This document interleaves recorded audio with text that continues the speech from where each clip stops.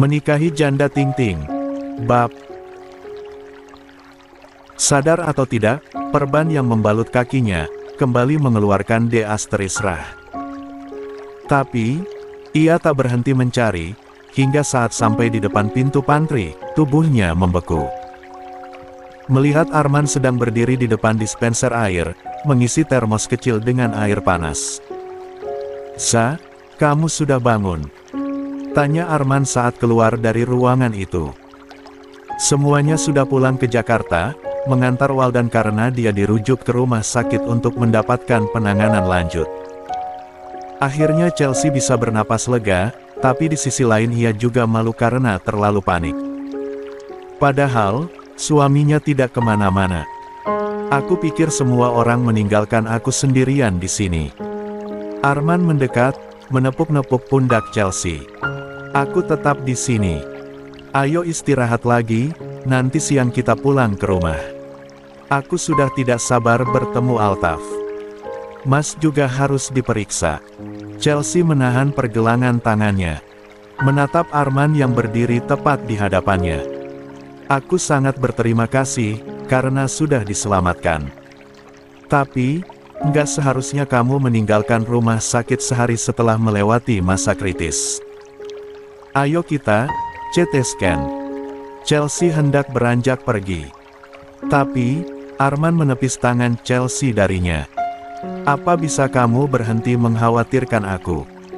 Kamu yang sakit Mas, bukan aku. Terus luka di kakimu itu apa?"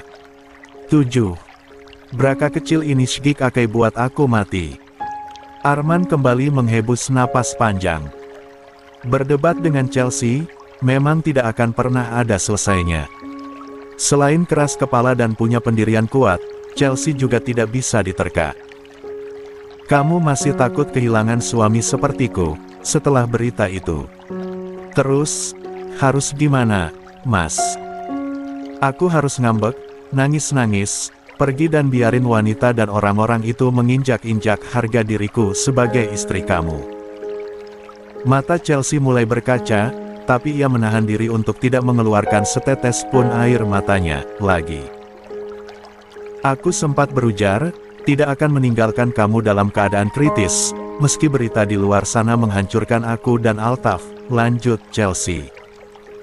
"Tapi, sekarang, setelah kamu sadar, mungkin pikiranku akan lebih realistis.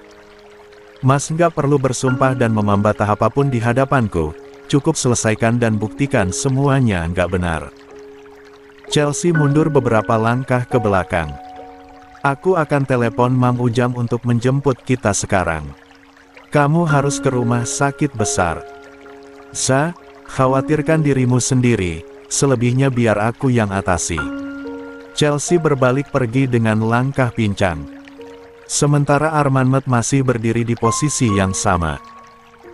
Setelah perdebatan singkat tadi, ia memahami bahwa istrinya sudah berada di titik pasrah, dan satu hal yang pasti, jika dirinya benar-benar menghamili Livia, mungkin Chelsea akan pergi, dan kali ini tidak akan pernah kembali. Situasi antara mereka kembali merengang setelah perdebatan itu. Arman diam karena memikirkan cara untuk menyelesaikan masalah ini, sementara Chelsea diam agar tidak lepas kontrol dan melontarkan kata-kata yang akan memperburuk keadaan. Bahkan saat Mam Ujang datang menjemput, mereka tidak mengobrol apapun. Sesampainya di rumah sakit Bayangkara pun, Chelsea sibuk warawiri untuk proses pemeriksaan lanjutan Arman pasca kritis. Di kursi tunggu rumah sakit, Arman mulai kesal melihat Chelsea mondar-mandir sejak tadi. Padahal, kakinya sedang sakit, berjalan pun pincang tapi masih dipaksakan. "Mas, ayo masuk ruang CT scan sekarang." Chelsea memegang pergelangan tangan kanan suaminya. "Dokter akan mengevaluasi, takutnya ada infeksi atau abses. Biar aku yang masuk sendiri." Berdiri dengan cepat, lalu menuntun Chelsea untuk duduk di kursi. "Jangan berjalan terus." Tanpa membuang waktu, ia berbalik, masuk ke dalam ruangan bersama seorang perawat. Di sana Chelsea menyandarkan punggungnya pada kursi. Saat ini isi pikirannya dipenuhi banyak hal. Ia ingin Arman menyelesaikan semua ini, di sisi lain ia tidak mau suaminya memaksakan diri, tapi jika tidak segera atasi, keluarga mereka mungkin akan benar-benar hancur. Cukup lama mereka berada di rumah sakit, karena Arman harus melalui banyak tahap pemeriksaan sebelum akhirnya diperbolehkan pulang oleh dokter. Saat mobil yang mereka tumpangi sampai di depan teras utama, Chelsea melepaskan cincin pernikahan milik Arman yang selama beberapa pekan ini dijadikan liontin kalungnya. "Ini cincin kamu, Mas," ucapnya sambil menyodorkan benda kecil itu ke hadapan Arman. "Waktu operasi, dokter meminta aku untuk melepaskannya. Simpan saja. Aku akan memakainya kembali setelah membuktikan jika An4K di kandungan Livia bukan hasil perbuatanku." Tanpa melihat ekspresi sendu Chelsea, ia segera beranjak turun dari mobil. 8. Chelsea genggam kuat cincin itu saat hampir tidak bisa menguasai isi hatinya. Termangu beberapa saat sebelum akhirnya ikut beranjak turun. Saat kakinya menapak pada tanah, ekspresi kesedihan itu berubah. Ia tersenyum, melihat Altaf dan ibunya berlari dari keluar menyambut kedatangan Arman. "Ayah." Altaf merentangkan kedua tangannya, melompat dan mendekap ayahnya dengan erat. Tangisnya pecah, bahkan sangat histeris sampai sekujur buhnya bergetar. "Jangan tinggalin Al lagi, jangan sakit lagi. Insya Allah. Maafin, ayah, nak." "Alhamdulillah kamu benar-benar sudah sehat, men," sahut Bu Nur sambil menyeka air mata. "Ibu sama Sophie hampir aja buat laporan karena kamu tiba-tiba hilang, untung langsung dicegah Adam. Maaf sudah buat khawatir, Bu. Insya Allah. Saya sudah baik-baik saja," ungkapnya, masih sambil menenangkan Altaf yang terus menangis dalam pelukannya. "Ya wes, ayo masuk." Beliau menoleh memandangi Chelsea yang masih mematung di samping badan mobil. "Nduk, kenapa diam di situ? Ayo ke dalam buatin jahe anget, Arman kan cuma mau minum kalau kamu yang buat." "Iya, Bu." Kedua kakinya kembali bergerak cepat, melewati Arman yang masih sibuk menenangkan Altaf. Sepertinya mereka butuh tenang dan fokus pada diri masing-masing, agar tidak muncul perdebatan lain. Sesampainya di dalam ternyata Rania, Sofia, Adam dan Buzel sudah di sana. Membantu Bibi merapikan hidangan di meja makan. Siang ini mereka akan makan besar bersama keluarga inti. "Akhir nyonya kita pulang," ucap Rani sambil menarik kursi. "Duduklah, kakak pasti lapar. Nanti saja, aku mau buat minuman untuk Mas Arman." "Oh ya, Arkan mana?" "Ah itu." Rania mulai gelagapan. "Bang Arkan dipanggil Papa, katanya Kak Livia masuk rumah sakit." Mendengar nama Livia di situasi sekarang, membuat Chelsea merasa semakin tidak nyaman. Akhirnya ia memilih pergi ke dapur tanpa menanggapi jawaban Rania tadi. "Kak Sophie, sepertinya aku salah ngomong." "Iya." Pandangan Rania terus mengikuti Chelsea. "Sebenarnya nggak salah sih, tapi situasinya lagi nggak pas aja." Sofia menutup mata Rania dengan serbet. "Jangan dilihat terus, Chelsea cuma lagi nggak bisa dengar nama kakak iparmu itu. Apa kakak iparmu itu benar-benar akan menjadi maut?" Sambung Adam sembari meletakkan lasagna buatannya, yang baru saja keluar dari oven. "Jujur, aku akan menjadi orang pertama yang me-4 Arman, jika dia benar-benar melakukan kesalahan sebodoh itu." "Aku bantu, Dam," ucap Sofia lalu cekikikan sendiri. "Kalau aku di posisi Chelsea, sudah pasti akan minggat. Nggak ada toleransi." "Ya sepertinya semua orang akan marah," gumam Rania. Suara mereka mendadak senyap saat Arman memasuki ruangan itu, sambil menggendong Altaf. Diikuti Bu Nur, Rusdi dan Rizal yang baru saja datang. "Lagi bahas apa?" heboh Bam Jet ketawanya tadi. Tanya Rusdi sesaat setelah duduk di kursi meja makan. "Lagi bahas Bang Arman," ungkap Rania seraya melirik sang kakak yang baru saja duduk di sebelahnya. Gimana bang, udah ngomong sama Kak Chelsea? Arman hanya mengangguk, kemudian beralih menatap Rusdi dan Rizal. Bagaimana kondisi Waldan? Alhamdulillah, stabil, dan, jawab Rizal sambil mengunyah kue. 9. Setelah makan, ikut aku ke atas. Kita harus diskusi. Siap, ucap Rusdi dan Rizal secara bersamaan. Tak lama, Chelsea kembali dengan secangkir minuman jahe hangat. Ia letakkan minuman itu di dekat Arman lalu menarik kursi duduk bersebelahan dengan ibunya. Cukup jauh dari Arman.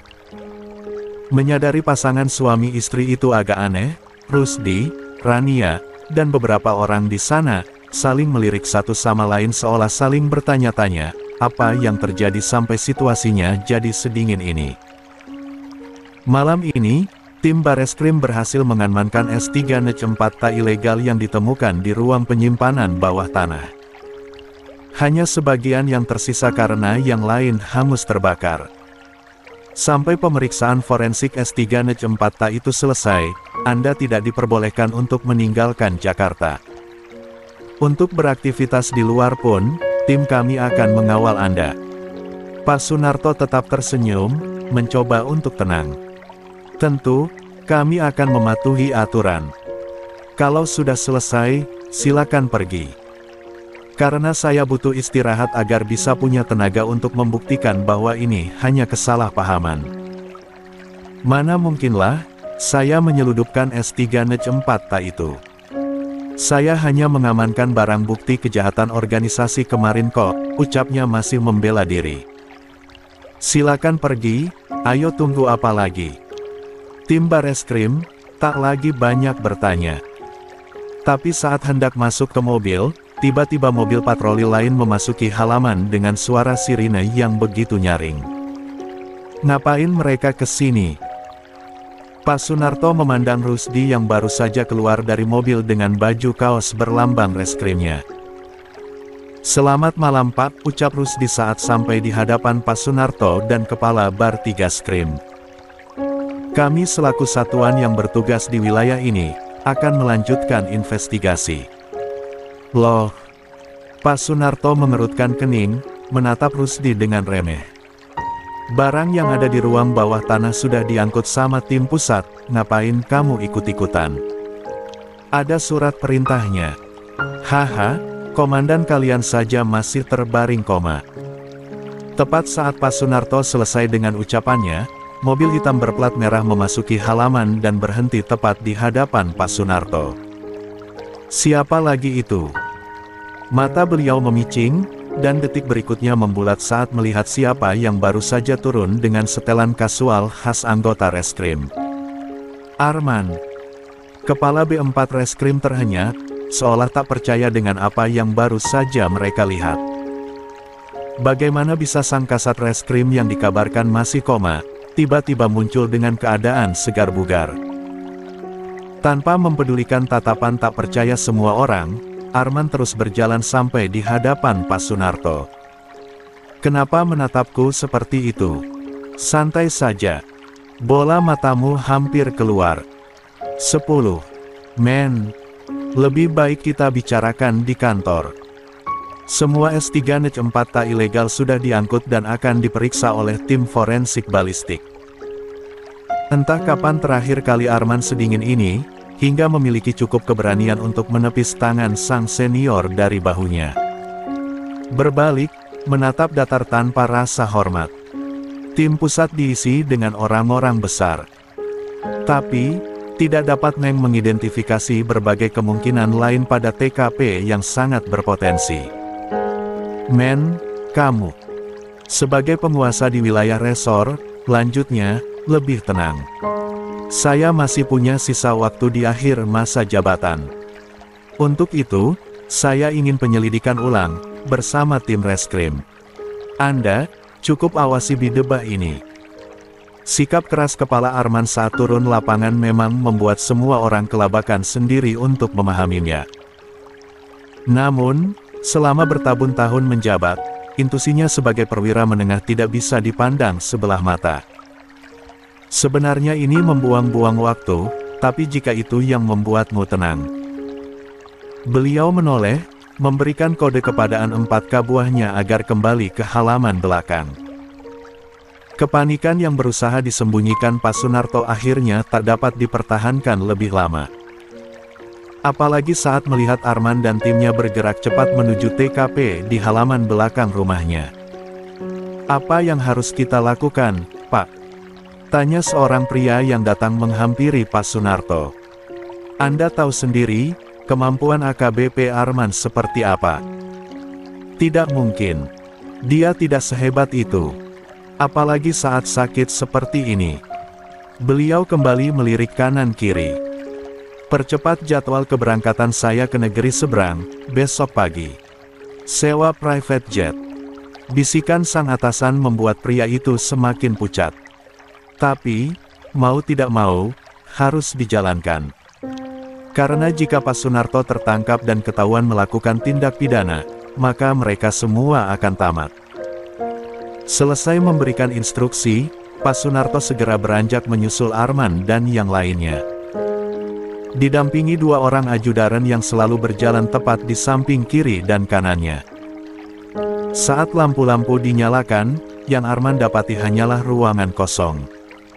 Pandangannya menggedar ke setiap sisi tanpa mempedulikan desakan orang-orang di sekeliling yang memintanya meninggalkan tempat itu. "Kamu lihat sendiri, tempat ini sudah kosong," ucap kepala B4 Reskrim yang terlihat sudah jengah. Faktor lelah atau mungkin agak kesal melihat Arman membuang-buang waktu yang bisa mereka pakai untuk beristirahat sebentar. Rusdi dan rekannya mulai tidak enak sendiri, memiliki menepi di sudut ruangan.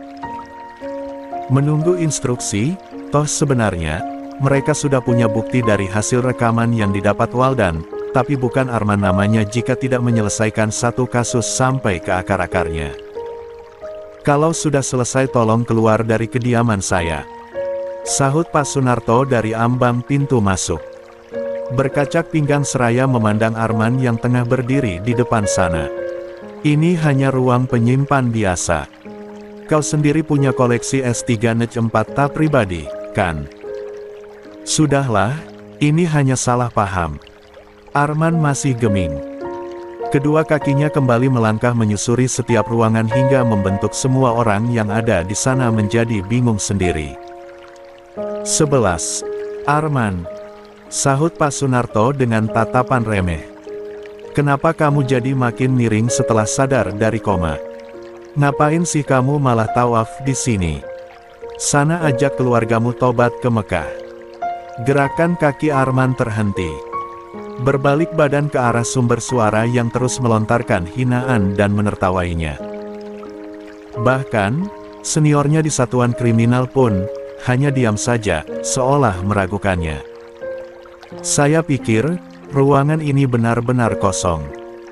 Arman menghentak-hentakkan kakinya ke lantai lalu melompat-lompat hingga menimbulkan efek gema. Ternyata masih ada satu lantai di bawah. "Wah, rumah Anda lebih misterius dari labirin di Yunani." Detik itu juga Pak Sunarto langsung terhenyak. Kedua kaki yang terasa lemas, membuatnya harus berpegangan pada lengan 4K buahnya. "Hentikan omong kosong itu, keluar dari sini." Arman sama sekali tidak peduli.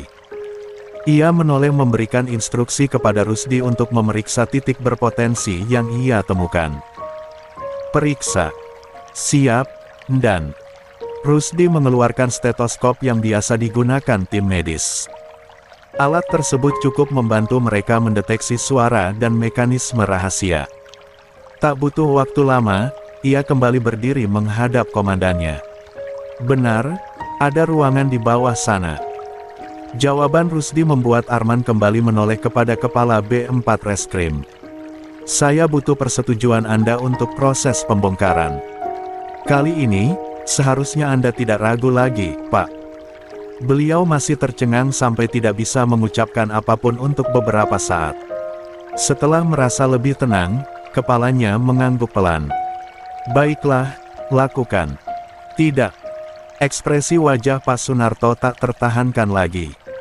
Beliau berjalan cepat ke arah Arman. Kamu memang sangat membenci saya, makanya kamu mau menjebak saya seperti ini. Dasar baj. Ngan. Melihat pria itu mendekat ke arahnya sambil memegang balok kayu, Arman berputar, melayangkan sebelah kaki dengan cepat hingga detik berikut, telapak sepatunya sukses hentam P3 root lawannya. Beliau meringis, meringkuk di lantai, ia terasa semakin dingin. Rasa kesal yang masih bergemuruh membuatnya berusaha bangkit. Tapi, sayang, Arman tak memberinya kesempatan. Saura teriakan Pak Sunarto semakin keras saat Arman menginjak lengannya. Berani-beraninya kamu melakukan hal seperti ini kepadaku. Dasar sombong, kau bisa sebesar sekarang itu karena nama besar kakek dan ayahmu. Kamu tidak lebih dari seorang pecundang. Arman, sadarlah jika satuan ini akan banyak orang yang membencimu jika terlalu dominan. Jadi jaga sikap dan sesuai dengan jabatan yang kamu miliki sekarang. Rahang wajah Arman semakin mengencang. Amarah membawanya mengeluarkan pistol dan langsung diarahkan ke Pak Sunarto. Kupastikan kau akan tamat. Bahkan keluargamu akan merasakan sakit, lebih dari yang dirasakan keluargaku. Men, tahan. Pak Kanit segera mendekat, menahan baru Arman dari belakang. Jangan gegabah. Kami memahami perasaanmu, tapi ini bukan tempat yang tepat untuk kamu meluapkan emosi.